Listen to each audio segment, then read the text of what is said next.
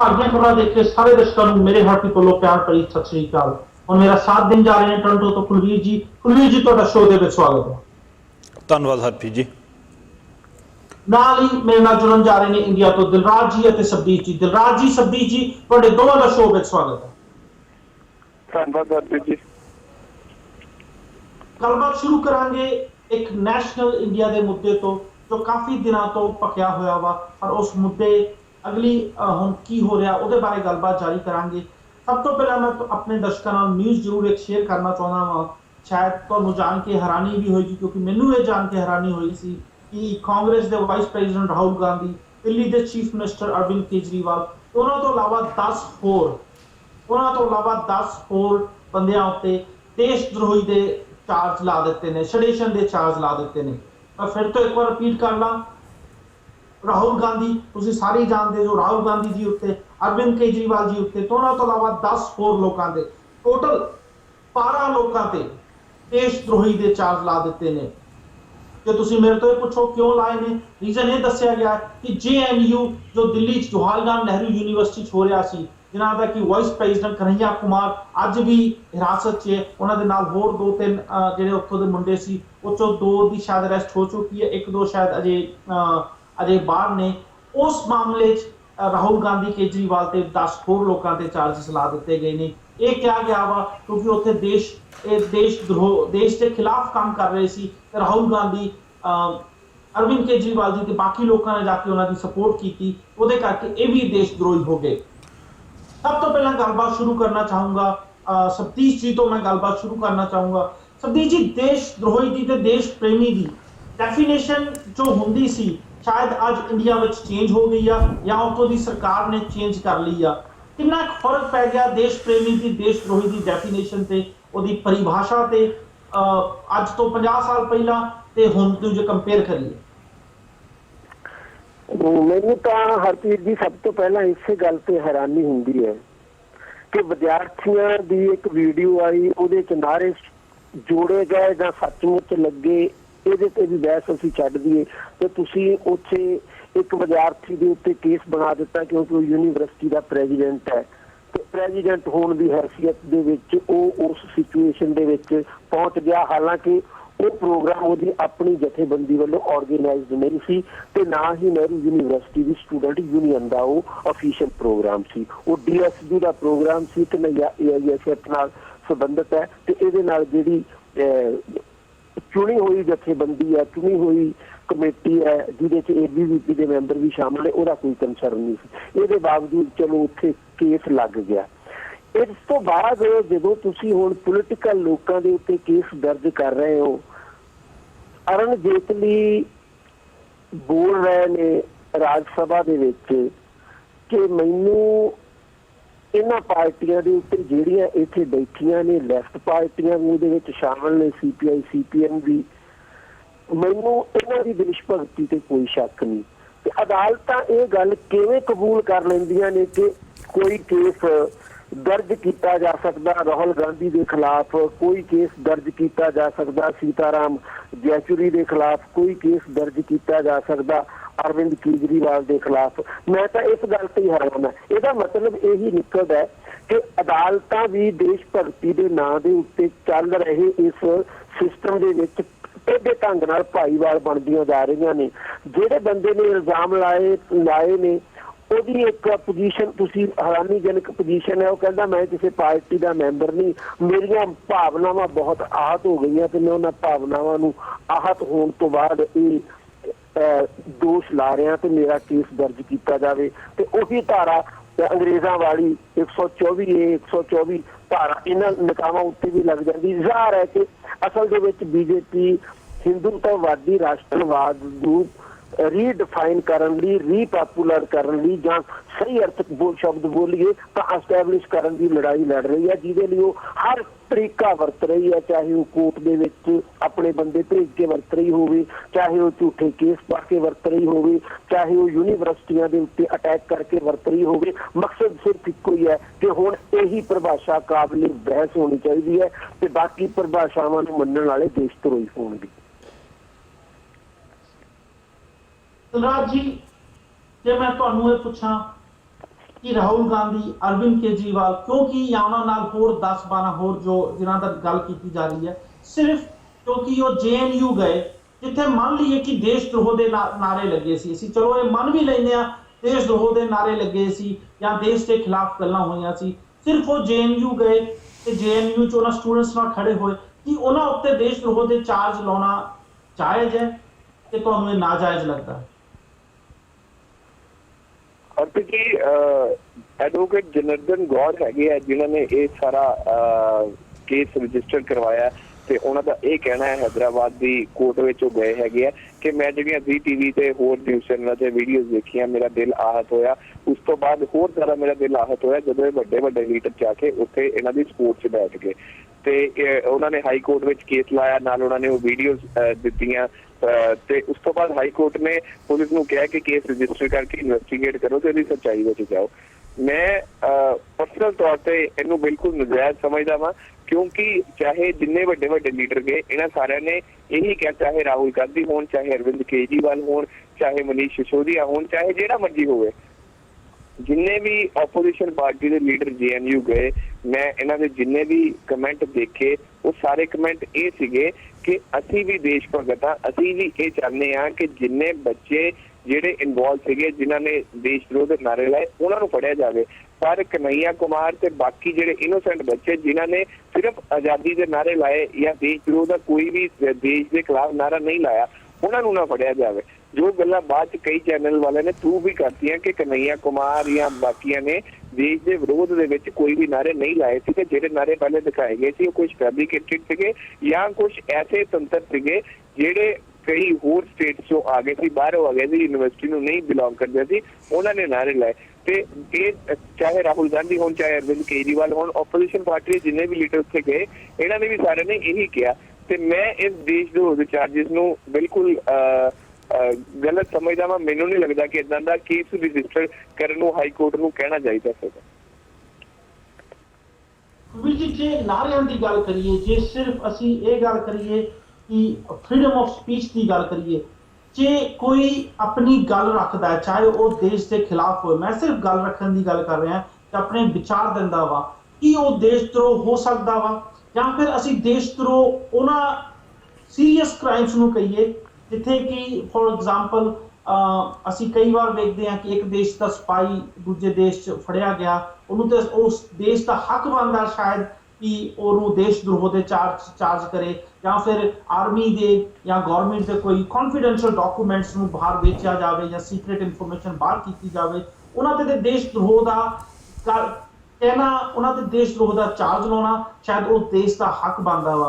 ਪਰ ਉੱਥੋਂ ਦੇ ਨਾਗਰਿਕ ਦੁਆਰਾ, ਚਾਹੇ ਉਹ ਉਸ ਦੇਸ਼ ਤੋਂ ਆਜ਼ਾਦੀ ਦੀ ਗੱਲ ਹੋਵੇ, ਜੇ ਉਹ ਆਪਣੀ ਆਜ਼ਾਦੀ ਦੀ ਗੱਲ ਕਰਦਾ ਵਾ, ਚਾਹੇ ਉਸ ਦੇਸ਼ ਦੇ ਖਿਲਾਫ ਜਾਂਦੀ ਹੋਵੇ, ਕੀ ਉਹ ਲੌਜੀਕਲੀ ਜਾਂ ਕੀ ਉਹ ਦੇਸ਼ ਧਰੋਹ 'ਚ ਆਉਣੀ ਚਾਹੀਦੀ ਹੈ, ਨਹੀਂ ਆਉਣੀ ਚਾਹੀਦੀ? ਹਰਪ੍ਰੀਤ ਜੀ, ਪਹਿਲੀ ਗੱਲ ਤਾਂ ਇਹ ਕਿ ਜਿੱਦਾਂ ਸਬਦੀਪ ਜੀ ਨੇ ਪਹਿਲਾਂ ਹੀ ਕਲੀਅਰ ਕਰਤਾ ਕਿ ਜਿਹੜੀ BJP ਦੀ ਦੇਸ਼ ਭਗਤੀ ਦੀ ਪਰਿਭਾਸ਼ਾ ਆ, ਉਹ ਜਿਹੜੀ ਪਰਿਭਾਸ਼ਾ ਹੈਗੀ ਉਹ ਇੱਕ ਡਿਫਰੈਂਟ ਹੀ ਪਰਿਭਾਸ਼ਾ ਆ, ਔਰ ਜੋ ਸਾਰੇ ਦੇਸ਼ ਨੂੰ ਦਿਖਦਾ, ਜੋ ਹਰ ਇੱਕ ਪੜ੍ਹੇ ਲਿਖੇ ਇਨਸਾਨ ਨੂੰ ਦਿਖਦਾ, ਜੋ ਇੱਕ ਜਿਹੜੇ ਆਮ ਮਜ਼ਦੂਰ ਇਨਸਾਨ ਨੂੰ ਦਿਖਦਾ, ਜੋ ਇੱਕ ਨਾ ਦੇਖਣ ਵਾਲੇ ਇਨਸਾਨ ਨੂੰ ਵੀ ਦਿਖਦਾ, ਉਹ BJP ਨੂੰ ਨਹੀਂ ਦਿਖਦਾ। ਇੱਕ ਗੱਲ ਤੇ ਵੈਰੀ ਕਲੀਅਰ ਹੈਗੀ ਆ, BJP ਨੂੰ ਕੀ ਦਿਖਦਾ? ਜਿਹਦੇ ਉੱਪਰ ਹਿੰਦੂਤਵ ਦਾ ਰੰਗ ਚੜਿਆ ਹੋਵੇ, ਭਗਵਾ ਚੜਿਆ ਹੋਵੇ, BJP ਨੂੰ ਉਹੀ ਦਿਖਦਾ। ਤੇ ਜੋ ਅੱਜ ਦੀ ਸਿਚੁਏਸ਼ਨ ਹੈਗੀ ਆ ਉਹਦੇ ਵਿੱਚ BJP ਅੱਜ ਤੱਕ ਵੀ ਵੀਡੀਓ ਦੀ ਅਥੈਂਟਿਸਿਟੀ ਪ੍ਰੂਵ ਹੋਣ ਤੋਂ ਬਾਅਦ ਵੀ ਕਿ ਉਹ ਜਿਹੜਾ ਪਹਿਲਾ ਵੀਡੀਓ ਸੀ ਉਹ ਅਥੈਂਟੀਕੇਟ ਨਹੀਂ ਕੀਤਾ ਗਿਆ, ਦੂਸਰਾ ਵੀਡੀਓ ਜਿਹਦੇ ਵਿੱਚ ਸੀਗਾ, ਜਿਹਦੇ ਵਿੱਚ ਉਹ ਮਨੂਵਾਦ ਦੀ ਗੱਲ ਕਰਦਾ ਸੀ, ਜਿਹਦੇ ਵਿੱਚ ਉਹ ਵਿਚਾਰਾਂ ਦੀ ਗੱਲ ਕਰਦਾ ਸੀ, ਜਿਹਦੇ ਵਿੱਚ ਗਰੀਬੀ ਤੋਂ ਆਜ਼ਾਦੀ ਦੀ ਗੱਲ ਕਰਦਾ ਸੀ, ਜਿਹਦੇ ਵਿੱਚ ਪੂੰਜੀਵਾਦ ਤੋਂ ਆਜ਼ਾਦੀ ਦੀ ਗੱਲ ਕਰਦਾ ਸੀ, ਉਹ ਵੀਡੀਓ ਅਸਲੀ ਆ। ਉਹ ਵੀਡੀਓ ਆਉਣ ਤੋਂ ਬਾਅਦ ਵੀ BJP ਜਿਹੜੀ ਹੈਗੀ ਉਹ ਆਪਣੇ ਹੀ ਉਸ ਪੈਂਤਰੇ ਦੇ ਉੱਤੇ ਅੜੀ ਹੋਈ ਆ। ਪੁਲਿਸ ਪ੍ਰਸ਼ਾਸਨ ਤੇ ਜਿਹੜੀਆਂ ਸਰਕਾਰੀ ਏਜੰਸੀਆਂ ਹੈਗੀਆਂ ਉਹ BJP ਦੇ ਨਾਲ ਉਸੇ ਹੀ ਆਪਣੇ ਸਟੈਂਡ ਤੇ ਅੜੀਆਂ ਹੋਈਆਂ ਨੇ। ਉਹਨਾਂ ਦੇ ਵਿੱਚ ਕੋਈ ਫਰਕ ਨਹੀਂ ਨਹੀਂ ਆ ਰਿਹਾ, ਉਹ ਇੱਕ ਆਪਣੀ ਜਿਹੜੀ ਉਹਨਾਂ ਦੀ ਹਿੰਦੂਤਵ ਦੀ ਆਈਡੀਓਲੋਜੀ ਹੈਗੀ ਹੈ, ਜਿਹੜੀ ਬੇਸਿਕਲੀ ਕਹਿਣਾ ਉਹ ਇਹ ਚਾਹੁੰਦੇ ਆ ਕਿ ਜਿਹੜਾ ਬੰਦਾ ਹਿੰਦੂਤਵ ਨੂੰ ਸਪੋਰਟ ਨਹੀਂ ਕਰਦਾ ਉਹ ਦੇਸ਼ ਧਰੋਹੀ ਆ। ਉਹ ਭਾਰਤ ਦੀ ਗੱਲ ਨਹੀਂ ਕਰ ਰਿਹਾ ਕਿ ਉਹ ਬੰਦਾ ਭਾਰਤ ਨੂੰ ਸਪੋਰਟ ਕਰ ਰਿਹਾ ਜਾਂ ਨਹੀਂ ਕਰ ਰਿਹਾ, ਉਹ ਭਾਰਤ ਦੀ ਗੱਲ ਕਰ ਰਿਹਾ ਜਾਂ ਨਹੀਂ ਕਰ ਰਿਹਾ। ਕਿਉਂਕਿ ਜੇ ਕਨ੍ਹਈਆ ਕੁਮਾਰ ਦੀ ਗੱਲ ਕਰੀਏ ਉਹ ਭਾਰਤ ਦੀ ਗੱਲ ਕਰ ਰਿਹਾ ਸੀਗਾ। ਜੇ ਆਪਾਂ ਅਰਵਿੰਦ ਕੇਜਰੀਵਾਲ, ਰਾਹੁਲ ਗਾਂਧੀ, ਰਾਜਾ ਜਾਂ ਜੈਚਰੀ ਜਾਂ ਮਾਕਨ ਦੀ ਗੱਲ ਕਰੀਏ, ਇਹਨਾਂ ਨੇ ਗੱਲ ਉਹ ਕੀਤੀ ਆ ਕਿ ਹਾਂ ਵੀ ਜਿਹੜੀ ਸਹੀ ਗੱਲ ਸੀਗੀ ਉੱਥੇ ਜਾ ਕੇ ਕਰਨੀ ਚਾਹੀਦੀ ਸੀਗੀ। ਪਰ ਬੀਜੇਪੀ ਨੂੰ ਸਿਰਫ ਦੇਖ ਤਾਂ ਇੱਕ ਹੀ ਚੀਜ਼ ਰਿਹਾ ਕਿ ਜੋ ਉਹਨਾਂ ਦਾ ਮੰਤਵ ਹੈਗਾ, ਜਿਹੜਾ ਉਹਨਾਂ ਦਾ ਏਜੰਡਾ ਹੈਗਾ ਕਿ ਜਿਹੜਾ ਹੈਗਾ ਭਾਰਤ ਨੂੰ ਇੱਕ ਹਿੰਦੂਵਾਦੀ ਰਾਸ਼ਟਰ ਬਣਾਉਣਾ, ਤੇ ਜਿਹੜੀ ਉਹਨਾਂ ਦੀ ਭਾਰਤ ਦੀ ਜਿਹੜੀ ਸੋਚ ਹੈਗੀ ਆ ਉਹਨੂੰ ਆਪਣੇ ਅਕੋਰਡਿੰਗ ਢਾਲਣਾ ਜਾਂ ਆਪਣੀ ਸੋਚ ਦੇ ਵਿੱਚ ਲੋਕਾਂ ਨੂੰ ਫਿੱਟ ਕਰਨਾ, ਜਿਹੜਾ ਉਹਨਾਂ ਦਾ ਇਸ ਵੇਲੇ ਪੂਰਾ ਜ਼ੋਰ ਲੱਗਾ ਹੋਇਆ, ਇਹ ਉਹਦੀ ਹੈਗੀ ਆ। ਦੂਸਰੀ ਗੱਲ ਆ ਕਿ ਜਿਹੜੇ ਵਕੀਲ ਨੇ ਇਹ ਕੀਤਾ, ਐਡਵੋਕੇਟ ਜਨਾਰਦਨ, ਜਿੰਨੇ ਵੀ ਇਹ ਕੇਸ ਕੀਤਾ, ਇੱਦਾਂ ਤਾਂ ਹੋ ਨਹੀਂ ਸਕਦਾ ਕਿ ਉਹਨੂੰ ਕੋਈ ਮੋਟੀਵੇਸ਼ਨ ਨਾ ਹੋਵੇ। ਜੇ ਉਹਨੂੰ ਕੋਈ ਕਿਸੇ ਪੋਲੀਟੀਕਲ ਪਾਰਟੀ ਦੀ ਮੋਟੀਵੇਸ਼ਨ ਨਹੀਂ ਹੈਗੀ ਤਾਂ ਸ਼ਾਇਦ ਉਹਨੂੰ ਇਹ ਬਹੁਤ ਹੋਣਾ ਕਿ ਮੈਂ ਇੱਦਾਂ ਦਾ ਕੋਈ ਐਸਾ ਕੰਮ ਕਰਾਂ ਕਿ ਮੈਂ ਦੁਨੀਆ ਵਿੱਚ ਪਾਪੂਲਰ ਹੋ ਜਾਂ। ਕੱਲ੍ਹ ਉਹਨੂੰ ਜਾਣਦਾ ਨਹੀਂ ਸੀ, ਅੱਜ ਉਹਨੂੰ ਪੂਰਾ ਵਰਲਡ ਜਾਣਦਾ ਹੈਗਾ। ਜਿਹੜੀਆਂ ਇਸ ਤਰ੍ਹਾਂ ਦੀਆਂ ਉੱਥੇ ਦੋਨੋਂ ਤਰੀਕੇ ਨਾਲ ਉੱਥੇ ਗਲਤ ਹੋ ਰਿਹਾ। ਇੱਕ ਤੇ ਜਿਹੜੀ ਸਾਡੇ ਸੈਂਟਰ ਗਵਰਨਮੈਂਟ ਦੀ ਆਈਡੀਓਲੋਜੀ ਹੈਗੀ ਆ ਉਹੋ ਹੀ ਗਲਤ ਹੋ ਗਈ ਆ। ਦੂਜਾ ਜਿਹੜੇ ਉਹਨੂੰ ਸਪੋਰਟ ਕਰਨ ਵਾਲੇ ਲੋਕ ਹੈਗੇ ਆ ਜਾਂ ਉੱਥੇ ਆਪਣੇ ਨਿੱਜੀ ਸਵਾਰਥਾਂ ਵਾਸਤੇ, ਨਿੱਜੀ ਗੱਲਾਂ ਵਾਸਤੇ ਵੀ ਲੋਕ ਜਿਹੜੇ ਹੈਗੇ ਉਹਨਾਂ ਦੀ ਆਈਡੀਓਲੋਜੀ ਨੂੰ ਵਰਤਣਾ ਸ਼ੁਰੂ ਕਰ ਚੁੱਕੇ ਆ। ਚਾਹੇ ਉਹ ਕਨ੍ਹਈਆ ਕੁਮਾਰ ਦੇ ਉੱਪਰ ਵਕੀਲਾਂ ਵੱਲੋਂ ਕੁੱਟਮਾਰ ਕੀਤੀ ਗਈ ਹੋਵੇ, ਚਾਹੇ ਅੱਜ ਇੱਕ ਵਕੀਲ ਵੱਲੋਂ ਉੱਠ ਕੇ ਦੇਸ਼ ਦੇ ਜਿਹੜੇ 7, 8, 10 ਲੀਡਰ ਹੈਗੇ ਨੇ ਇਹਨਾਂ ਦੇ ਉੱਪਰ ਕੇਸ ਕਰਨ ਦੀ ਗੱਲ ਕੀਤੀ ਗਈ ਹੋਵੇ। ਦੂਸਰੀ ਗੱਲ ਹੈਗੀ, ਤੁਸੀਂ ਗੱਲ ਕੀਤੀ ਸੀ ਕਿ ਵੀ ਪਰਿਭਾਸ਼ਾ ਕੀ ਹੈਗੀ ਇਹਨਾਂ ਦੇ ਹਿਸਾਬ ਦੇ ਨਾਲ, ਪਰ ਦੇਸ਼ ਧਰੋਹੀ ਕੌਣ ਹੋਣਾ ਚਾਹੀਦਾ? ਦੇਸ਼ ਧਰੋਹੀ ਉਹਨੂੰ ਮੰਨਿਆ ਜਾ ਸਕਦਾ ਜਿਹੜਾ ਦੇਸ਼ ਦੇ ਖਿਲਾਫ ਕੋਈ ਸਾਜ਼ਿਸ਼ ਕਰ ਰਿਹਾ ਹੋਵੇ, ਜਿਹੜਾ ਦੇਸ਼ ਨੂੰ ਤੋੜਨ ਦੀ ਗੱਲ ਕਰ ਰਿਹਾ ਹੋਵੇ, ਦੇਸ਼ ਦੇ ਵਿੱਚ ਕੁਝ ਦੰਗਾ ਕਰਨ ਦੀ ਗੱਲ ਕਰ ਰਿਹਾ ਹੋਵੇ, ਦੇਸ਼ ਦੇ ਵਿੱਚ ਵਾਇਲੈਂਸ ਫੈਲਾਉਣ ਦੀ ਗੱਲ ਕਰ ਰਿਹਾ ਹੋਵੇ, ਲੜਾਉਣ ਦੀ ਗੱਲ ਕਰ ਰਿਹਾ ਹੋਵੇ, ਲੋਕਾਂ ਨੂੰ ਮਾਰ ਰਿਹਾ ਹੋਵੇ, ਉਹਨੂੰ ਤੁਸੀਂ ਦੇਸ਼ ਧਰੋਹੀ ਕਹਿ ਸਕਦੇ ਹੋ। ਉਹਨਾਂ ਨੂੰ ਤਾਂ ਇਹ ਦੇਸ਼ ਧਰੋਹੀ ਮੰਨਦੇ ਨਹੀਂ, ਕਿਉਂਕਿ ਹਜੂਮ ਜਾਂਦਾ ਇੱਕ ਪੂਰੀ ਕਮਿਊਨਿਟੀ ਨੂੰ ਮਾਰ ਦਿੰਦਾ, ਉਹਨਾਂ ਨੂੰ ਤਾਂ ਦੇਸ਼ ਧਰੋਹ ਕਹਿੰਦੇ ਨਹੀਂ, ਕਿਉਂਕਿ ਉਹ ਦੇਸ਼ ਨੂੰ ਤੋੜਨ ਵਾਲਾ ਤਾਂ ਕੋਈ ਉਹਦੇ 'ਚ ਦਿਖ ਨਹੀਂ ਰਿਹਾ। ਇੱਕ ਕਮਿਊਨਿਟੀ ਉੱਠਦੀ ਆ, 34,000 ਕਰੋੜ ਦੀ ਪ੍ਰਾਈਵੇਟ ਤੇ ਸਰਕਾਰੀ ਪ੍ਰਾਪਰਟੀ ਦਾ ਨੁਕਸਾਨ ਕਰ ਦਿੰਦੀ ਆ, ਰੋੜ ਦਿੰਦੀ ਆ, ਇੱਕ ਸਟੇਟ ਦਾ ਪਾਣੀ ਬੰਦ ਕਰ ਦਿੱਤਾ ਜਾਂਦਾ, ਇੱਕ ਗਰੀਬ ਔਰਤਾਂ ਨੂੰ, ਮਜਬੂਰ ਔਰਤਾਂ ਨੂੰ ਫੜ ਕੇ ਉਹਨਾਂ ਦੇ ਰੇਪ ਕਰ ਦਿੱਤੇ ਜਾਂਦੇ ਆ। ਉਹਨੂੰ ਤਾਂ ਇਹ ਕਿਸੇ ਪੱਖ 'ਚ ਨਹੀਂ ਰੱਖਦੇ, ਉਹਨੂੰ ਇੱਕ ਮੌਬ ਦਿਖਾ ਕੇ ਜਾਂ ਕਹਿੰਦੇ ਵੀ ਹਾਂ ਲੋਕਾਂ ਗੁੱਸੇ 'ਚ ਕਰਤਾ ਜਾਂ ਐਜੀਟੇਸ਼ਨ ਦੇ ਵਿੱਚ ਕੰਸਰਨ ਕਰਦੇ ਨੇ। ਇਹ ਜਿਹੜੀ ਸਾਰੀ ਸਾਡੀ ਸਿੱਖ ਪੋਲੀਟੀਸ਼ੀਅਨ ਹੈਗੇ ਨੇ, ਸਿੱਖ ਪੋਲੀਟੀਸ਼ੀਅਨ ਮੈਂ ਉਹਨਾਂ ਨੂੰ ਕਹੂੰਗਾ ਬਿਮਾਰ ਨੇ, ਇਹਨਾਂ ਦੀ ਸੋਚ ਜਿਹੜੀ ਬਿਮਾਰ ਹੈਗੀ ਆ। ਔਰ ਬੀਜੇਪੀ ਦੀ ਜਿਹੜੀ ਬਿਮਾਰੀ ਹੈਗੀ ਆ ਬਹੁਤ ਜ਼ਿਆਦਾ ਹੈਗੀ, ਇਹਦੀ ਦਿਮਾਗੀ ਬਿਮਾਰੀ ਹੋ ਚੁੱਕੀ ਹੈ। ਹਰਪ੍ਰੀਤ ਜੀ, ਮੈਂ ਨਾ ਇੱਥੇ ਇੱਕ ਹੋਰ ਦਿਲਚਸਪ ਗੱਲ ਤੁਹਾਡੇ ਇਸ ਬਹਿਸ ਦੇ ਵਿੱਚ ਜੋੜਨੀ ਚਾਹੁੰਦਾ। ਮੈਂ ਤੁਹਾਨੂੰ ਹੀ ਇੱਕ ਮੈਂ ਐਡ ਕਰ ਦਿੰਦਾ, ਉਹ ਚੀਜ਼ ਵੀ ਤੁਸੀਂ ਨਾਲ ਹੀ ਜਵਾਬ ਦੇ ਦਿਓ ਕਿ ਫ੍ਰੀडम ਆਫ ਸਪੀਚ, ਬੋਲਣ ਦੀ ਆਜ਼ਾਦੀ, ਖਾਣ ਦੀ ਆਜ਼ਾਦੀ ਇਹ ਛਿਨ ਲਈ ਜਾਵੇ ਕਿ ਆਦਮੀ ਤੋਂ ਆਮ ਤੌਰ ਤੇ ਉਹਨੂੰ ਆਜ਼ਾਦ ਨਹੀਂ ਕਿਹਾ ਜਾਂਦਾ। ਕੀ ਅੱਜ ਇੰਡੀਆ ਵਿੱਚ ਇਹ ਚੀਜ਼ਾਂ ਨਹੀਂ ਹੋ ਰਹੀਆਂ? ਸਬਦੀਪ ਜੀ। ਹਰਪ੍ਰੀਤ ਜੀ, ਮੈਂ ਜਿਹੜੀ ਤਰੀਕੇ ਦੇ ਨਾਲ ਭਾਰਤੀ ਜਨਤਾ ਪਾਰਟੀ ਸੰਘ ਪਰਿਵਾਰ ਆਪਣੀ ਪੂਰੀ ਰਣਨੀਤੀ ਬਣਾ ਰਿਹਾ ਹੈ, ਸ਼ਬਦ ਦੇ ਲਈ ਕੁਝ ਵੀ ਵਰਤੇ ਜਾਣ, ਮੈਂ ਕਹਾਂਗਾ ਇਹ ਇੱਕ ਤਰ੍ਹਾਂ ਨਾਲ ਹੇਟ ਕ੍ਰਾਈਮ ਪੋਲਿਟਿਕਸ ਚੱਲ ਰਹੀ ਹੈ ਕਿ ਹਿੰਦੂ ਨੂੰ ਸਰਵੋਤਮ ਰੱਖ ਕੇ ਬਾਕੀਆਂ ਦੇ ਖਿਲਾਫ ਇੱਕ ਹੇਟ ਕ੍ਰਾਈਮ ਕੀਤਾ ਜਾਵੇ, ਆਈਡੀਓਲੋਜੀਕਲ ਹੇਟ ਕ੍ਰਾਈਮ, ਜਿਹਦੇ ਵਿੱਚ ਲੈਫਟ ਕਾਂਗਰਸ ਨਾਲ ਤੁਹਾਡਾ ਵਿਰੋਧ ਹੈ ਕਿ ਤੁਸੀਂ ਉਹਦੇ ਕੋਲੋਂ ਸੱਤਾ ਖੋਈ ਹੈ ਤੇ ਬਦਲੀ ਹੋਈ ਸਿਚੁਏਸ਼ਨ ਦੇ ਵਿੱਚ ਉਹ ਸੱਤਾ ਵਾਪਸ ਵੀ ਲੈ ਸਕਦੀ ਆ। ਇਹ ਨਹੀਂ ਕਹਿ ਸਕਦੇ ਕਿ ਕਾਂਗਰਸ ਦੁਬਾਰਾ ਨਹੀਂ ਆ ਸਕਦੀ, ਕੁਝ ਵੀ ਚਮਤਕਾਰ ਵਾਪਰ ਸਕਦਾ ਸੀ। ਇਸ ਤੋਂ ਪਹਿਲੇ ਸੈਗਮੈਂਟ 'ਚ ਚਮਤਕਾਰਾਂ ਦੀ ਗੱਲ ਕਰਦੇ ਸੀ, ਇਹ ਵੀ ਆਪਣੇ ਆਪ 'ਚ ਇੱਕ ਚਮਤਕਾਰ ਹੈ ਕਿ ਭਾਰਤੀ ਜਨਤਾ ਪਾਰਟੀ ਇੰਨੀਆਂ ਵੋਟਾਂ ਲੈ ਗਈ। ਇਹ ਚਮਤਕਾਰ ਕੱਲ੍ਹ ਨੂੰ ਉਲਟਾ ਵੀ ਵਾਪਰ ਸਕਦਾ ਕਿ ਕਾਂਗਰਸ ਇਸ ਪੋਜੀਸ਼ਨ ਦੇ ਵਿੱਚ ਵਾਪਸ ਆ ਜਾਵੇ। ਮੈਂ ਇਹਨੂੰ ਇੱਕ ਹਾਈਪੋਥੀਸਿਸ ਦੇ ਤੌਰ ਤੇ ਕਹਿ ਰਿਹਾ, ਮੈਂ ਕੋਈ ਕਾਂਗਰਸ ਦੇ ਹੱਕ 'ਚ ਜਾਂ ਕਾਂਗਰਸ ਦੀ ਪੋਜੀਸ਼ਨ ਸਾਫ਼ ਕਰਨ ਲਈ ਨਹੀਂ ਕਹਿ ਰਿਹਾ। ਮੈਂ ਇਹਨੂੰ ਕਹਿ ਰਿਹਾ ਕਿ ਇਹ ਇੱਕ ਆਈਡੀਓਲੋਜੀਕਲ ਤੇ ਪੋਲੀਟੀਕਲ ਹੇਟ ਕ੍ਰਾਈਮ ਹੈ, ਲੈਫਟ ਦੇ ਖਿਲਾਫ ਆਈਡੀਓਲੋਜੀਕਲ ਹੇਟ ਕ੍ਰਾਈਮ ਹੈ, ਕਿਉਂਕਿ ਲੈਫਟ ਦੀਆਂ ਜਥੇਬੰਦੀਆਂ ਖਾਸ ਕਰਕੇ ਕਾਲਜਾਂ ਦੇ ਵਿੱਚ ਨੌਜਵਾਨ ਉਹਨਾਂ ਤੋਂ ਵਧੇਰੇ ਪ੍ਰਭਾਵਿਤ ਹੁੰਦੇ ਨੇ, ABVP ਤੋਂ ਮੁਕਾਬਲਤਨ ਘੱਟ ਪ੍ਰਭਾਵਿਤ ਹੁੰਦੇ ਨੇ। ਹਾਲਾਂਕਿ ABVP ਵੀ ਬਹੁਤ ਪੁਰਾਣੀ ਜਥੇਬੰਦੀ ਹੈ, CPIM ਦੀ SFI ਤਾਂ ਬਹੁਤ ਦੇਰ ਦੇ ਬਾਅਦ ਕਿਤੇ ਜਾ ਕੇ ਬਣਦੀ, 64 ਤੋਂ ਵੀ ਕਿਤੇ ਦੇਰ ਬਾਅਦ, ਪਰ ABVP ਲਗਭਗ ਦੇਸ਼ ਦੀ ਆਜ਼ਾਦੀ ਤੋਂ ਤੁਰੰਤ ਬਾਅਦ 50ਵਿਆਂ ਵਿੱਚ ਬਣ ਗਈ ਸੀ, ਪਰ ਕਦੇ ਵੀ ਉਹ ਦੇਸ਼ ਦੀ ਪ੍ਰਮੁੱਖ ਵਿਦਿਆਰਥੀ ਜਥੇਬੰਦੀ ਨਹੀਂ ਬਣੀ। ਇੱਕ ਗੱਲ ਜਿਹੜੀ ਹੋਰ ਮੈਂ ਇੱਥੇ ਜੋੜਨੀ ਚਾਹੁੰਦਾ ਕਿ ਜਦੋਂ ਕਿਸੇ ਭਾਈਚਾਰੇ ਨੂੰ ਭੜਕਾਉਣਾ ਹੁੰਦਾ, ਜਦੋਂ ਕਿਸੇ ਭਾਈਚਾਰੇ ਨੂੰ ਹਿੰਸਕ ਬਣਾਉਣਾ ਹੁੰਦਾ, ਜਦੋਂ ਕਿਸੇ ਭਾਈਚਾਰੇ ਨੂੰ ਗੁਸੈਲ ਬਣਾਉਣਾ ਹੁੰਦਾ, ਤੁਸੀਂ ਉਸ ਭਾਈਚਾਰੇ ਨੂੰ ਦਹਿਸ਼ਤ ਜ਼ਦਾ ਕਰਦੇ ਹੋ ਕਿ ਜੇ ਤੂੰ ਨਾ ਲੜਿਆ ਤੇ ਤੂੰ ਮੁੱਕ ਜਾਏਗਾ। ਹੁਣ ਇਹ ਤੁਹਾਡੇ ਗੁਆਂਢ ਵਾਲੇ ਮੁਲਕ ਤੋਂ ਟਰੰਪ ਸਾਹਿਬ ਦੀ ਇੱਕ ਪੋਸਟ ਆਈ ਹੈ ਜੀ, ਉਹਨਾਂ ਨੇ ਟਵੀਟ ਕੀਤਾ ਹੈ, ਮਸੋਲੀਨੀ ਦਾ ਉਹਨਾਂ ਨੇ ਇੱਕ ਵਾਕ ਆਪਣੀ ਇਸਤੇਮਾਲ ਕੀਤਾ। ਉਹਦੇ ਵਿੱਚ ਇਹ ਕਿਹਾ ਗਿਆ ਕਿ ਕੀ ਤੁਸੀਂ 100 ਸਾਲ ਤੱਕ ਭੇਡ ਦੀ ਤਰ੍ਹਾਂ ਜਿਉਣਾ ਚਾਹੁੰਦੇ ਹੋ ਕਿ ਇੱਕ ਦਿਨ ਸ਼ੇਰ ਬਣਨਾ ਚਾਹੁੰਦੇ ਹੋ। ਇਹ ਆਪਣੇ ਆਪ ਦੇ ਵਿੱਚ ਇੱਕ ਹੇਟ ਕ੍ਰਾਈਮ ਪੋਲਿਟਿਕਸ ਹੈ। ਦੂਸਰੀ ਗੱਲ, ਜਦੋਂ ਉਹਨਾਂ ਤੋਂ ਪੁੱਛਿਆ ਜਾਂਦਾ ਕਿ ਇਹ ਤੁਸੀਂ ਕੀ ਕੀਤਾ, ਉਹ ਕਹਿੰਦਾ ਮੈਂ ਤਾਂ ਇੱਕ ਦਿਲਚਸਪ ਕਿਸਮ ਦਾ ਕੋਟ ਸੀ, ਉਹਦੇ ਨਾਲ ਜੁੜਨਾ ਚਾਹੁੰਦਾ ਸੀ, ਇਹਦੇ ਨਾਲ ਕੀ ਫਰਕ ਪੈਂਦਾ ਕਿ ਉਹ ਮਸੋਲੀਨੀ ਦਾ ਕਿਹਾ ਹੋਇਆ ਕਿ ਕਿਹਦਾ ਕਿਹਾ ਹੋਇਆ, ਮੈਂ ਤਾਂ ਦਿਲਚਸਪ ਕੋਟ ਨੂੰ ਇਸਤੇਮਾਲ ਕਰ ਲਿਆ। ਅਸਲ ਦੇ ਵਿੱਚ ਹੇਟ ਕ੍ਰਾਈਮ ਪੋਲਿਟਿਕਸ ਕਰਨ ਵਾਲੇ ਇਸੇ ਤਰ੍ਹਾਂ ਆਪਣੇ ਬਿਆਨਾਂ ਦਾ ਤੋੜ ਮਰੋੜ ਕੇ ਉਹ ਆਪਣਾ ਜੋ ਮਕਸਦ ਹੈ ਉਹ ਹੱਲ ਕਰ ਲਿਆ, ਪਰ ਉਸ ਤੋਂ ਬਾਅਦ ਕਹਿ ਦਿੱਤਾ ਕਿ ਸਾਡਾ ਇਸ ਤਰ੍ਹਾਂ ਦਾ ਮਕਸਦ ਨਹੀਂ ਸੀ, ਅਸੀਂ ਕੁਝ ਹੋਰ ਕਹਿਣਾ ਚਾਹੁੰਦੇ ਸੀ।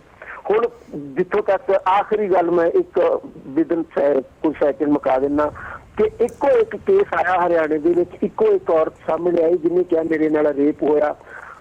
ਉਹਦੀ ਬਦਕਿਸਮਤੀ ਕਿ ਉਹਨੇ ਇਹ ਵੀ ਕਹਿ ਦਿੱਤਾ ਕਿ ਮੈਂ ਬੰਦਿਆਂ ਨੂੰ ਪਛਾਣਦੀ ਹਾਂ ਤੇ ਉਹਦੇ ਵਿੱਚ ਮੇਰਾ ਜ਼ੋਰ ਵੀ ਆ, ਤੇ ਇੱਕ ਮਿੰਟ ਦੇ ਵਿੱਚ ਪ੍ਰਸ਼ਾਸਨ ਇਹ ਕਹਿਣ ਲੱਗ ਪਿਆ ਕਿ ਹੋ ਸਕਦਾ ਇਹ ਫੈਮਿਲੀ ਡਿਸਪਿਊਟ ਹੋਵੇ, ਇਹ ਹੋ ਸਕਦਾ ਇਹ ਆਪਸੀ ਝਗੜਾ ਹੋਵੇ, ਅਸੀਂ ਇਹਨੂੰ ਉਸ ਤਰੀਕੇ ਦੇ ਨਾਲ ਨਹੀਂ ਲੈਂਦੇ। ਸਾਰੀ ਦੁਨੀਆ ਜਦੋਂ ਕਹਿ ਰਹੀ ਹੈ ਕਿ ਇੰਨਾ ਕੁਝ ਵਾਪਰਿਆ, ਪਰ ਕਿਉਂਕਿ ਅਸੀਂ ਉੱਥੇ ਨਹੀਂ ਕੇਸ ਦਰਜ ਕਰਨਾ ਚਾਹੁੰਦੇ, ਇਸ ਕਰਕੇ ਉੱਥੇ ਕੋਈ ਨਹੀਂ ਕਰਾਂਗੇ, ਪਰ ਜਿੱਥੇ ਅਸੀਂ ਕਰਨਾ ਚਾਹੁੰਦੇ ਉੱਥੇ ਬਿਨਾਂ ਤੱਥਾਂ ਤੋਂ, ਬਿਨਾਂ ਸਬੂਤਾਂ ਤੋਂ ਵੀ ਕਰਾਂਗੇ। ਇਹੀ ਭਾਰਤੀ ਜਨਤਾ ਪਾਰਟੀ ਦੀ ਪਾਲਿਸੀ ਹੈ। ਥੋੜਾ ਜਿਹਾ ਮੈਂ ਦਿੱਲੀ ਵੱਲ ਗੱਲ ਲੈ ਕੇ ਆਉਣਾ ਚਾਹੁੰਦਾ ਵਾਂ, ਕਿਉਂਕਿ ਇੱਕ ਤੁਸੀਂ ਜੋ ਗੱਲ ਕੀਤੀ ਕਿ ਅੱਜ BJP ਜਾਂ ਪਾਵਰ 'ਚ ਕੱਲ੍ਹ ਕਾਂਗਰਸ ਵੀ ਆ ਸਕਦੀ ਹੈ, ਮੈਂ ਸਿਰਫ ਦਿੱਲੀ ਤੇ ਗੱਲ ਕਰਨਾ ਚਾਹੁੰਦਾ। ਜੇ ਸਿਰਫ ਦਿੱਲੀ ਦੀ ਅਸੀਂ ਗੱਲ ਕਰੀਏ ਤੇ ਅਸੀਂ ਸਾਰੇ ਜਾਣਦੇ ਹਾਂ ਉੱਥੋਂ ਪਹਿਲਾਂ ਆਪ ਪਾਰਟੀ ਜਿੱਤੀ ਸੀ, ਪਰ ਬਹੁਮਤ ਨਾ ਹੋਣ ਕਰਕੇ ਉਹਨਾਂ ਦੀ ਸਰਕਾਰ ਡਿੱਗ ਗਈ। ਉਸ ਤੋਂ ਬਾਅਦ ਉਹੀ ਦਿੱਲੀ ਵਾਲਿਆਂ ਨੇ ਦਿੱਲੀ 'ਚੋਂ BJP ਜਿਤਾਈ। ਮੈਂ ਫੈਡਰਲ ਇਲੈਕਸ਼ਨ ਦੀ, ਨੈਸ਼ਨਲ ਇਲੈਕਸ਼ਨ ਦੀ ਗੱਲ ਕਰ ਰਿਹਾ ਹਾਂ, ਲੋਕ ਸਭਾ ਦੀ ਇਲੈਕਸ਼ਨ ਦੀ ਗੱਲ ਕਰ ਰਿਹਾ ਹਾਂ। ਉਸ ਤੋਂ ਬਾਅਦ ਜੇ ਅਸੀਂ ਦੇਖੀਏ ਉਹੀ ਦਿੱਲੀ ਨੇ ਆਪ ਪਾਰਟੀ ਨੂੰ ਪੂਰਨ ਬਹੁਮਤ ਦਿਲਾਇਆ।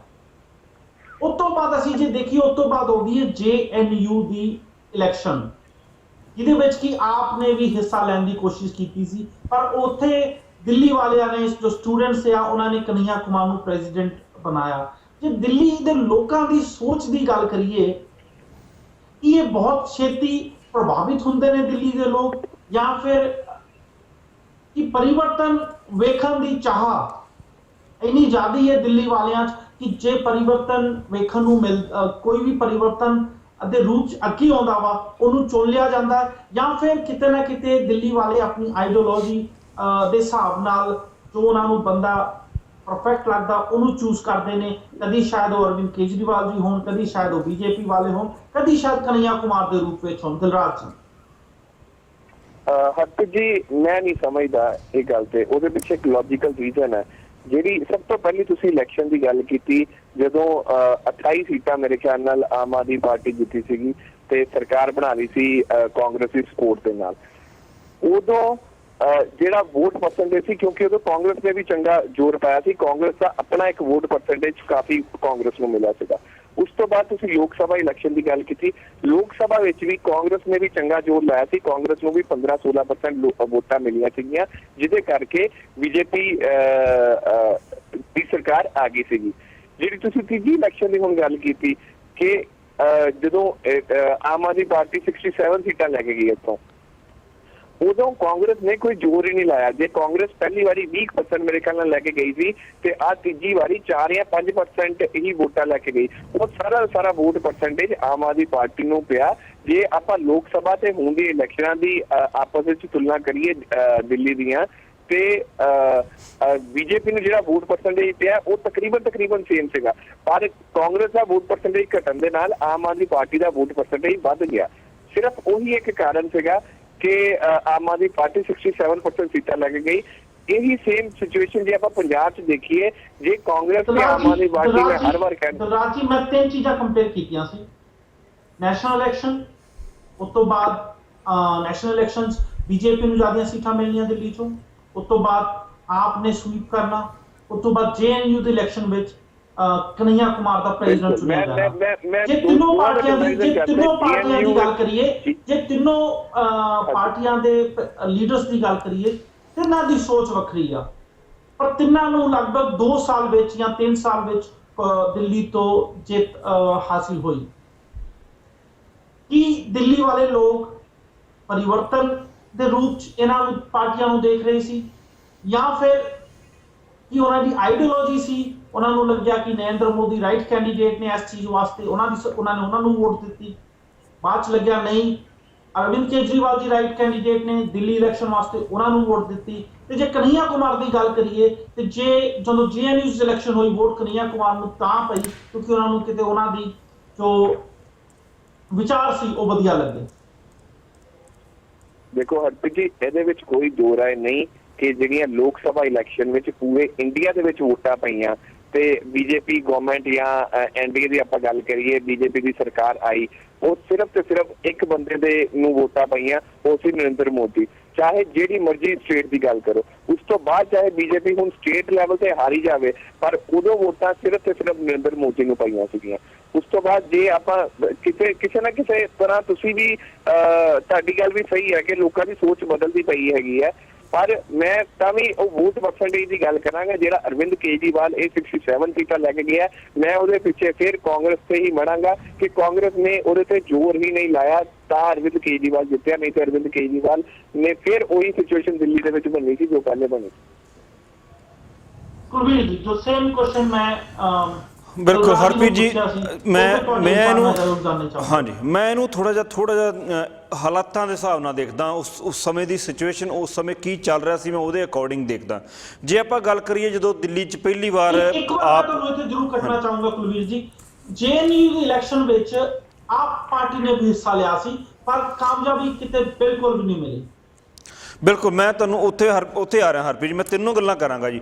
ਜਦੋਂ ਆਪ ਨੇ ਪਹਿਲੀ ਵਾਰ ਜਿਹੜੀ ਇਲੈਕਸ਼ਨ ਦੇ ਵਿੱਚ ਜਦੋਂ ਇਹਨੂੰ ਸੀਟਾਂ ਮਿਲੀਆਂ, 27-28 ਸੀਟਾਂ ਮਿਲੀਆਂ, ਉਸ ਵੇਲੇ ਜਿਹੜੀ ਸੀ ਦਿੱਲੀ ਦੇ ਲੋਕ ਉਸ ਵੇਲੇ ਚੇਂਜ ਚਾਹੁੰਦੇ ਸੀ, ਔਰ ਉਸ ਵੇਲੇ ਸ਼ੀਲਾ ਦੀਕਸ਼ਿਤ ਦੀ ਸਰਕਾਰ ਹੁੰਦੀ ਸੀ, ਉਹਦੇ 'ਚੋਂ ਨਿਕਲਣਾ ਚਾਹੁੰਦੇ ਸੀਗੇ। ਉਸ ਵੇਲੇ ਜਿਹੜਾ ਇੱਕ ਲੋਕਾਂ ਦੇ ਵਿੱਚ ਜਿਹੜਾ ਉਸ ਵੇਲੇ ਜਿਹੜੀ ਪਹਿਲੀ ਵਾਰ ਜਿਹੜੀਆਂ ਇਹਨੂੰ ਸੀਟਾਂ ਮਿਲੀਆਂ ਸੀਗੀਆਂ, ਉਹ ਜਿਹੜੀ ਐਂਟੀ ਕਰਪਸ਼ਨ ਲਹਿਰ ਅੰਨਾ ਹਜ਼ਾਰੇ ਵੱਲੋਂ ਚਲਾਈ ਗਈ ਸੀ, ਉਸ ਲਹਿਰ ਦੇ ਅਸਰ ਅਧੀਨ ਆਪ ਨੂੰ ਜਿਹੜੀਆਂ ਹੈਗੀਆਂ ਉਹ ਸੀਟਾਂ ਮਿਲੀਆਂ ਸੀਗੀਆਂ। ਉਸ ਲਹਿਰ ਦੇ ਅਧੀਨ ਜਿਹੜਾ ਲੋਕਾਂ ਦਾ ਮਨ ਜਿਹੜਾ ਚੇਂਜ ਹੋਇਆ ਪਿਆ ਸੀਗਾ, ਲੋਕ ਚਾਹੁੰਦੇ ਸੀ ਕਿ ਜਿਹੜਾ ਦਿੱਲੀ ਨੂੰ ਹੈਗਾ ਜਾਂ ਭਾਰਤ ਨੂੰ ਹੈਗਾ ਉਹ ਕਰਪਸ਼ਨ ਤੋਂ ਫ੍ਰੀ ਕਰਾਇਆ ਜਾਵੇ। ਜੇ ਆਪਾਂ ਮੋਦੀ ਦੀ ਗੱਲ ਕਰੀਏ, ਉਸ ਤੋਂ ਬਾਅਦ ਮੋਦੀ ਦੀ ਸਰਕਾਰ ਵੇਲੇ ਮੋਦੀ ਦੀ ਜਿਹੜੇ, ਕਿਉਂਕਿ ਨੈਸ਼ਨਲ ਇਲੈਕਸ਼ਨ ਸੀ, ਨੈਸ਼ਨਲ ਇਲੈਕਸ਼ਨ ਦੇ ਵਿੱਚ ਜਿਹੜਾ ਲੋਕਾਂ ਦਾ ਧਿਆਨ ਸੀਗਾ ਉਹ ਡਿਵੈਲਪਮੈਂਟ ਵੱਲ ਸੀਗਾ ਕਿ ਸਾਡੇ ਕੰਟਰੀ ਨੂੰ ਡਿਵੈਲਪ ਕਿੱਦਾਂ ਕੀਤਾ ਜਾ ਸਕਦਾ। ਫਿਰ ਉਹੀ ਗੱਲ ਆਉਂਦੀ ਹੈ ਕਿ ਕਾਂਗਰਸ ਤੋਂ ਨਿਜਾਤ ਪਾਉਣਾ ਚਾਹੁੰਦੇ ਸੀ ਔਰ ਉਹਨਾਂ ਨੂੰ ਬਦਲਾਅ ਚਾਹੀਦਾ ਸੀ, ਔਰ ਬਦਲਾਅ ਉਸ ਵੇਲੇ ਨਰਿੰਦਰ ਮੋਦੀ ਵਧੀਆ ਬਦਲਾਅ ਦਿਖ ਰਿਹਾ ਸੀ, ਕਿਉਂਕਿ ਉਸ ਵੇਲੇ ਤਰੱਕੀ ਦੀ ਗੱਲ ਹੋ ਰਹੀ ਸੀ, ਡਿਵੈਲਪਮੈਂਟ ਦੀ ਗੱਲ ਹੋ ਰਹੀ ਸੀ, ਭਾਰਤ ਨੂੰ ਅੱਗੇ ਲੈ ਕੇ ਜਾਣ ਦੀ ਗੱਲ ਹੋ ਰਹੀ ਸੀਗੀ। ਤੇ ਉਸ ਵੇਲੇ ਲੋਕਾਂ ਦਾ ਜਿਹੜਾ ਰੁਝਾਨ ਸੀ ਉਹ ਇਹ ਸੀ ਕਿ ਇੰਡੀਆ ਦੇ ਵਿੱਚ ਇੱਕ ਸਟੇਬਲ ਸਰਕਾਰ ਦਿੱਤੀ ਜਾਵੇ, ਤੇ ਸਟੇਬਲ ਔਰ ਆਮ ਲੋਕਾਂ ਨਾਲ, ਉਸ ਵੇਲੇ ਮੈਂ ਇੰਡੀਆ ਸੀਗਾ, ਆਮ ਲੋਕ ਇਹ ਚਾਹੁੰਦੇ ਸੀ ਕਿ ਇੰਡੀਆ ਵਿੱਚ ਐਸੀ ਸਰਕਾਰ ਬਣੇ ਜਿਹੜੀ ਪੂਰਨ ਬਹੁਮਤ ਨਾਲ ਹੋਵੇ, ਸਟੇਬਲ ਹੋਵੇ, ਤਾਂ ਕਿ ਜਿਹੜੀਆਂ ਬਿੱਲ ਪਾਸ ਕਰਾਉਣ ਦੇ ਵਿੱਚ ਜਾਂ ਅੱਗੇ ਵਧਣ ਦੇ ਵਿੱਚ, ਡਿਵੈਲਪਮੈਂਟ ਦੇ ਵਿੱਚ ਜਿਹੜੀਆਂ ਪਾਰਲੀਮੈਂਟ ਦੇ ਅੰਦਰ ਪ੍ਰੋਬਲਮਸ ਆਉਂਦੀਆਂ ਪਾਸ ਕਰਾਉਣ ਵੇਲੇ, ਉਹੋ ਜਿਹੀ ਉਹ ਸਰਕਾਰ ਨੂੰ ਨਾ ਹੋਵੇ, ਉਹ ਸਰਕਾਰ ਇੰਡੀਪੈਂਡੈਂਟ ਸਰਕਾਰ ਹੋਵੇ। ਉਸ ਵੇਲੇ ਜਿਹੜਾ ਹੈਗਾ ਜਿਹੜਾ ਵੋਟ ਹੈਗਾ ਉਹ ਜ਼ਿਆਦਾ ਮੋਦੀ ਨੂੰ ਪਿਆ। ਪਰ ਜੇ ਆਪਾਂ JNU ਦੀ ਇਲੈਕਸ਼ਨ ਦੀ ਗੱਲ ਕਰੀਏ, ਕਨਈਆ ਕੁਮਾਰ ਨੂੰ ਪ੍ਰੈਜ਼ੀਡੈਂਟ ਕਿਉਂ ਬਣਾਇਆ ਗਿਆ, ਤੇ ਉਦੋਂ ਸਿਚੁਏਸ਼ਨ ਬਿਲਕੁਲ ਹੋਰ ਸੀ। ਦਿੱਲੀ ਵਿੱਚ ਆਪ ਦੀ ਸਰਕਾਰ ਆ ਚੁੱਕੀ ਸੀ, ਸੈਂਟਰ ਵਿੱਚ BJP ਦੀ ਸਰਕਾਰ ਆ ਚੁੱਕੀ ਸੀ।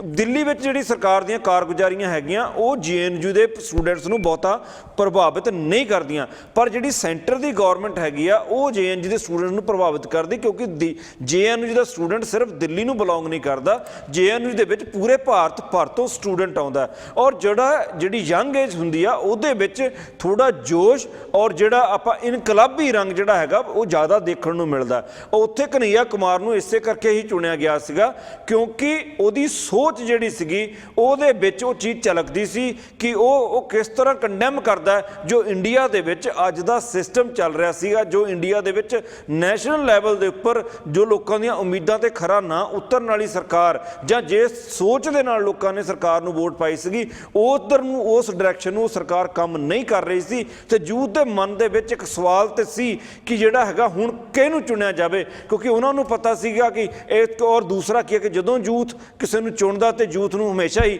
ਇਨਕਲਾਬੀ ਰੰਗ ਜਿਹੜਾ ਜ਼ਿਆਦਾ ਪਸੰਦ ਆਉਂਦਾ, ਤੇ ਕਨ੍ਹਈਆ ਕੁਮਾਰ ਦੇ ਵਿੱਚ ਉਹ ਇਨਕਲਾਬੀ ਰੰਗ ਸੀ। ਉਹ ਉੱਦਾਂ ਦੀ ਬੈਕਗਰਾਊਂਡ ਤੋਂ ਆਇਆ ਸੀ ਜਿੱਥੇ ਕੋਈ ਵੀ ਗੱਲ ਕਹਿਣ ਦੇ ਵਿੱਚ ਕੋਈ ਹਿਚਕਿਚਾਹਟ ਨਹੀਂ ਹੁੰਦੀ ਔਰ ਜਿਹੜੀ ਹੈਗੀ ਗੱਲ ਹੈਗੀ ਆ ਠੋਕ ਵਜਾ ਕੇ ਕਹੀ ਜਾਂਦੀ ਆ। ਇਸ ਕਰਕੇ ਦਿੱਲੀ ਦੇ ਲੋਕਾਂ ਨੇ ਉਸ ਵੇਲੇ ਜਾਂ ਸਟੂਡੈਂਟਸ ਨੇ ਉਸ ਵੇਲੇ ਜਿਹੜਾ ਕਨ੍ਹਈਆ ਕੁਮਾਰ ਨੂੰ ਜਿਹੜਾ ਹੈਗਾ ਉਹ ਚੁਣਿਆ।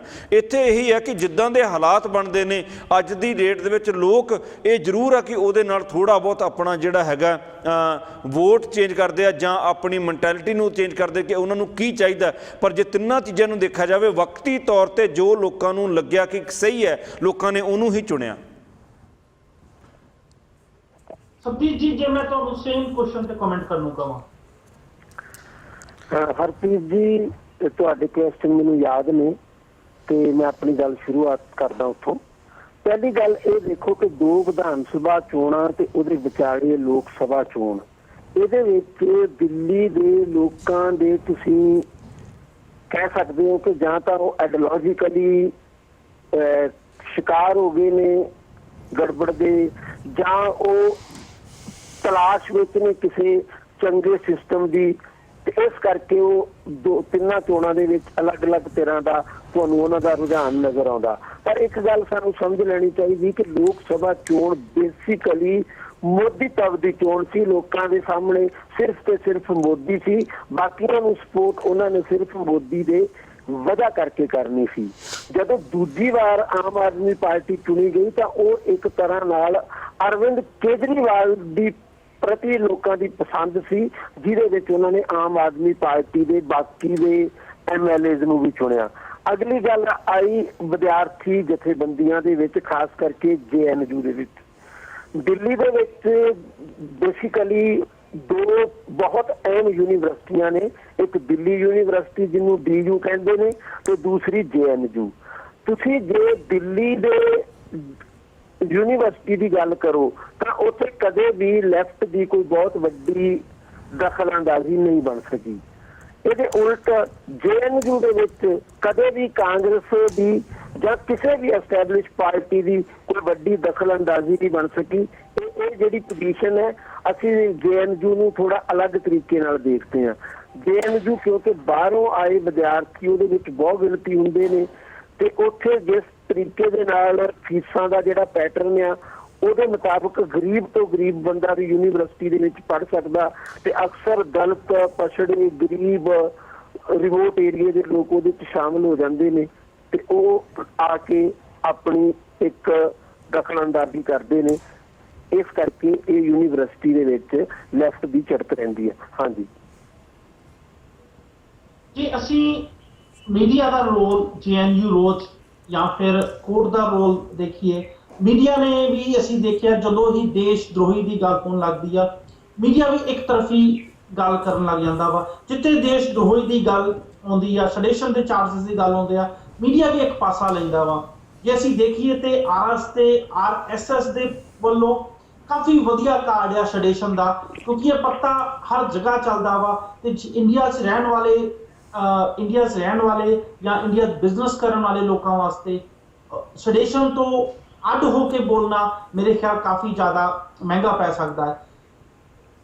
ਜਿੱਥੇ ਕਿ ਰਾਹੁਲ ਗਾਂਧੀ, ਅਰਵਿੰਦ ਕੇਜਰੀਵਾਲ ਵਰਗੇ ਨੇਤਾਵਾਂ ਉੱਤੇ ਸੈਡੀਸ਼ਨ ਦੇ ਚਾਰਜ ਲੱਗ ਗਏ, ਤੇ ਜੇਕਰ ਕੋਈ ਮੀਡੀਆ ਵੀ ਦੂਜੀ ਸਾਈਡ ਦੀ ਗੱਲ ਕਰੇ ਕਿ ਉਹਨਾਂ ਮੀਡੀਆ ਉੱਤੇ ਵੀ ਬੈਨ ਲਾਇਆ ਜਾ ਸਕਦਾ ਹੈ ਜਾਂ ਕਿ ਉਹਨਾਂ ਮੀਡੀਆ ਨੂੰ ਵੀ ਕੋਈ ਨੋਟਿਸ ਸਰਵ ਕੀਤੇ ਜਾ ਸਕਦੇ ਨੇ, ਕਿਉਂਕਿ ਅਸੀਂ ਪਾਸ ਵੇਖ ਚੁੱਕੇ ਹਾਂ ਕਿ ਜਿਹੜੇ ਮੀਡੀਆ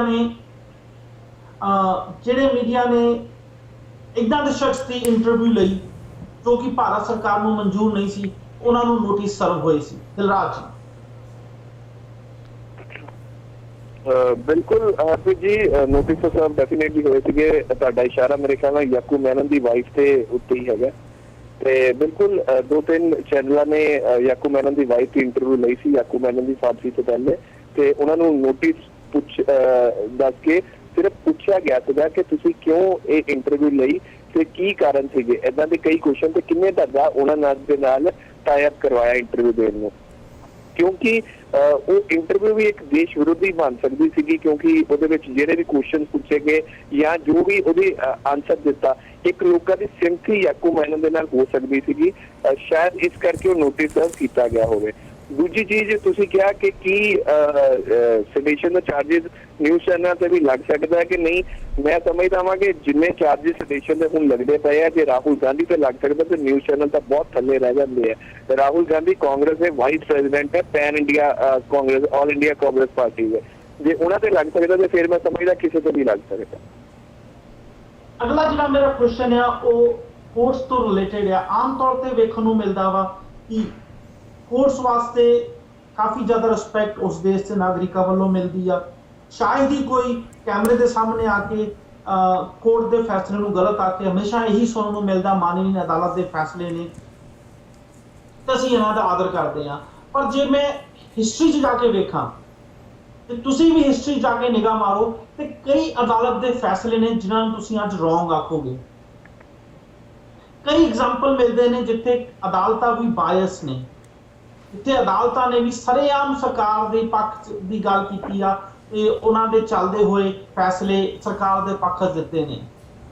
ਕੀ ਇੱਕ ਦੇਸ਼ ਵਿੱਚ ਨਾਗਰਿਕਾਂ ਨੂੰ ਅਦਾਲਤਾਂ ਦੇ ਖਿਲਾਫ ਬੋਲਣ ਦੀ ਵੀ ਆਜ਼ਾਦੀ ਹੋਣੀ ਚਾਹੀਦੀ ਹੈ? ਕੁਲਵੀਰ ਜੀ, ਮੈਂ ਸਿਰਫ ਬੋਲਣ ਦੀ ਆਜ਼ਾਦੀ ਬਾਰੇ ਗੱਲ ਕਰ ਰਿਹਾ, ਹੋਰ ਕੋਈ ਗੱਲ ਨਹੀਂ ਕਰ ਰਿਹਾ, ਸਿਰਫ ਬੋਲਣ ਦੀ ਨਹੀਂ ਗੱਲ ਕਰਨਾ। ਜੇ ਵੈਸੇ ਤਾਂ ਜੇ ਆਪਾਂ ਟੈਕਨੀਕਲ ਤੌਰ ਤੇ ਦੇਖੀਏ ਤਾਂ ਅਦਾਲਤ ਦੇ ਖਿਲਾਫ ਬੋਲਣ ਦੀ ਆਜ਼ਾਦੀ ਉੱਤੇ ਹੈ ਜਦੋਂ ਇੱਕ ਕੋਰਟ ਦੇ ਵਿੱਚੋਂ ਤੁਹਾਡਾ ਕੇਸ ਤੁਸੀਂ ਹਾਰ ਜਾਂਦੇ ਹੋ ਜਾਂ ਖਾਰਜ ਹੁੰਦਾ, ਤੁਸੀਂ ਲੋਅਰ ਕੋਰਟ ਤੋਂ ਹਾਇਰ ਕੋਰਟ 'ਚ ਜਾਂਦੇ ਹੋ, ਉਹ ਬੋਲਣ ਦੀ ਆਜ਼ਾਦੀ ਹੈ ਜੀ। ਮੈਂ ਕੋਰਟ ਅਪੀਲ ਦੀ ਗੱਲ ਨਹੀਂ ਕਰ ਰਿਹਾ, ਮੈਂ ਨਾਗਰਿਕਾਂ ਦੇ ਵਿਚਾਰ ਦੀ ਗੱਲ ਕਰ ਰਿਹਾ ਹਾਂ।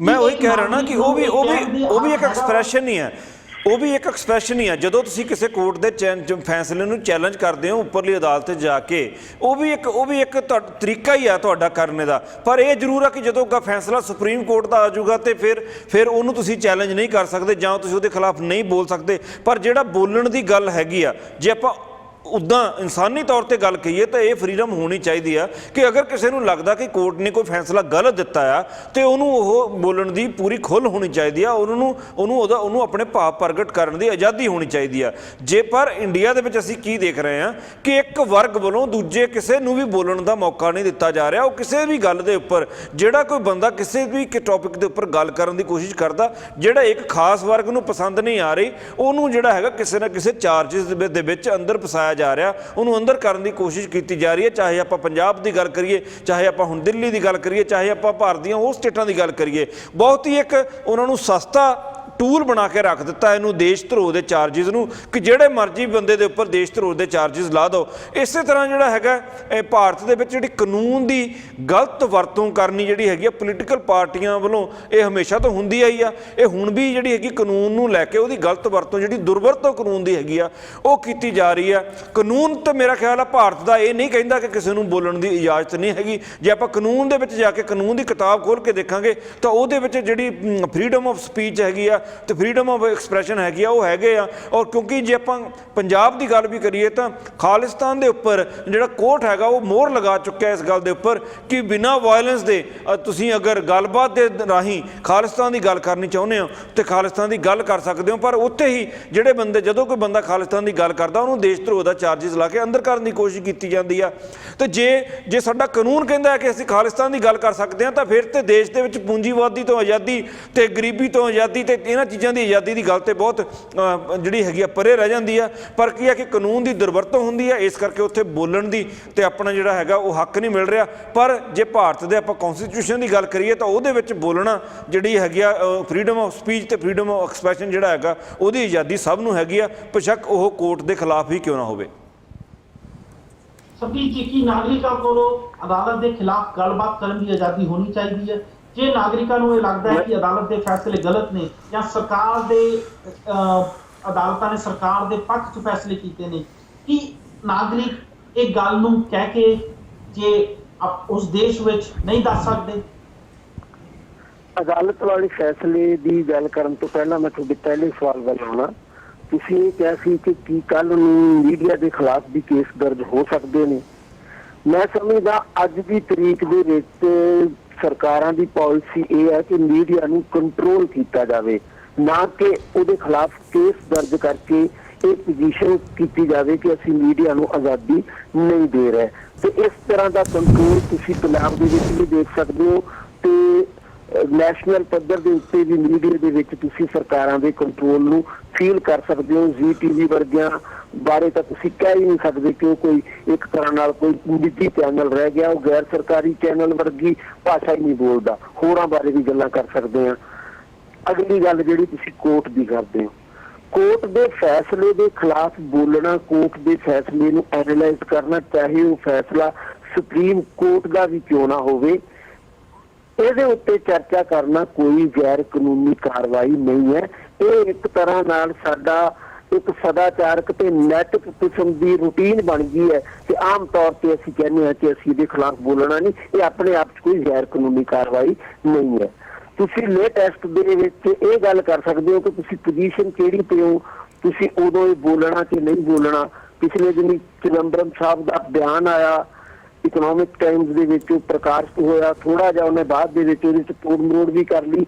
ਉਹਨਾਂ ਨੇ ਆਪ ਮੰਨਿਆ ਕਿ ਗੁਰੂ ਆਪਣਾ ਅਫਜ਼ਲ ਗੁਰੂ ਦੇ ਮਾਮਲੇ ਦੇ ਵਿੱਚ ਜਿਹੜਾ ਫੈਸਲਾ ਹੋਇਆ ਉਹਦੇ 'ਚ ਥੋੜੀ ਬਹੁਤੀ ਗੜਬੜ ਸੀ।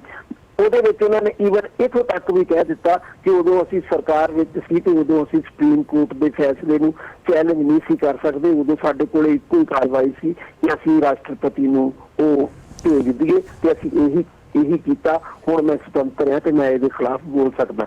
ਅਗਲੀ ਗੱਲ ਜਿਹੜੀ ਆਪਣੀ ਚੱਲ ਰਹੀ ਸੀ ਰਾਸ਼ਟਰ ਧਰੋਹ ਦੇ ਮਾਮਲਿਆਂ ਦੇ ਉੱਤੇ, ਰਾਸ਼ਟਰ ਧਰੋਹ ਦੇ ਮਾਮਲੇ ਵੀ ਅਸਲ ਦੇ ਵਿੱਚ ਦੇਸ਼ ਦੀ ਸਿਚੁਏਸ਼ਨ ਕੀ ਆ ਉਹਦੇ ਮੁਤਾਬਕ ਇਹਦੇ ਫੈਸਲੇ ਹੁੰਦੇ ਨੇ। ਕੋਰਟ ਵੀ ਕੋਈ ਇੰਨੇ ਨਿਰਪੱਖ ਤੇ ਨਿਰਪੇਖ ਨਹੀਂ ਗੇ ਕਿ ਉਹ ਸਮਾਜ ਦੇ ਪ੍ਰਭਾਵ ਤੋਂ ਮੁਕਤ ਹੋਣ।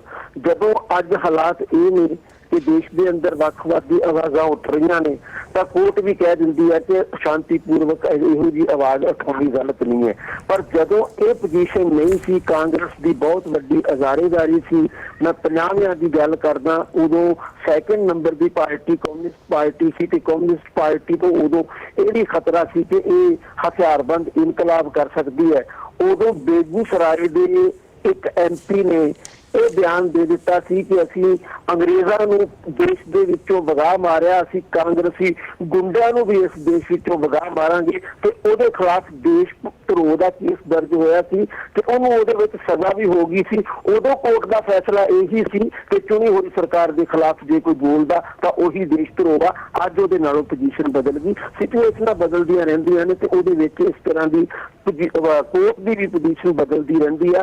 ਕੋਰਟ ਦਾ ਫੈਸਲਾ ਕੋਈ ਧਾਰਮਿਕ ਗ੍ਰੰਥ ਦਾ ਫੈਸਲਾ ਨਹੀਂ ਆ। ਵੈਸੇ ਹਿਸਟਰੀ ਦੇ ਵਿੱਚ ਧਾਰਮਿਕ ਗ੍ਰੰਥਾਂ ਦੇ ਫੈਸਲੇ ਵੀ ਵਿਗਿਆਨ ਨੇ ਚੈਲੰਜ ਕੀਤੇ ਨੇ। ਧਰਤੀ ਘੁੰਮਦੀ ਆ।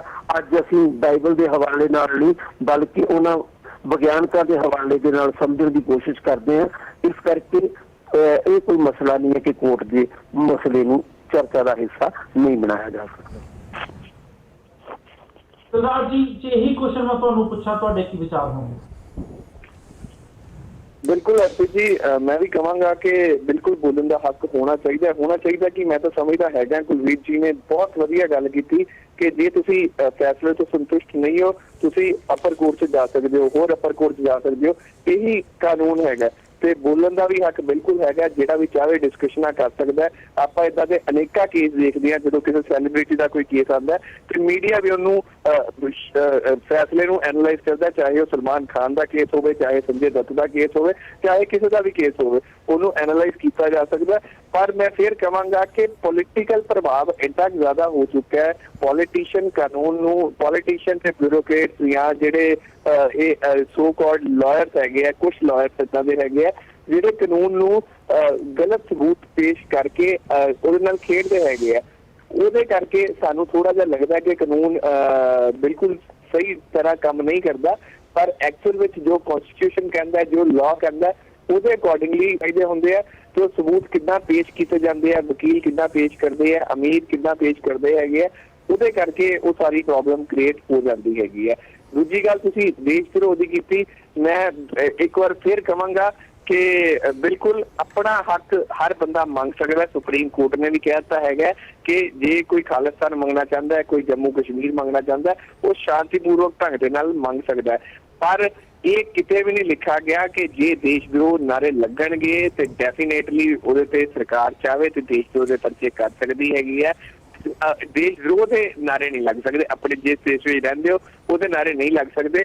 ਪਿੱਛੇ ਜੇ ਮੈਨੂੰ ਮੌਕਾ ਮਿਲਿਆ, ਇੱਕ ABVP ਤੇ RSS ਤੇ ਪੰਜਾਬ ਦੇ ਪ੍ਰਧਾਨ ਹੈਗੇ ਆ ਮਿਸਟਰ ਸੌਰਵ ਭਰਦਵਾਜ, ਉਹਨਾਂ ਨਾਲ ਇੰਟਰਵਿਊ ਕਰਨ ਦਾ ਸਾਡੇ ਦਰਸ਼ਕ ਉਹ ਇੰਟਰਵਿਊ ਆਉਣ ਵਾਲੇ ਦਿਨਾਂ ਵਿੱਚ ਦੇਖ ਵੀ ਸਕਣਗੇ।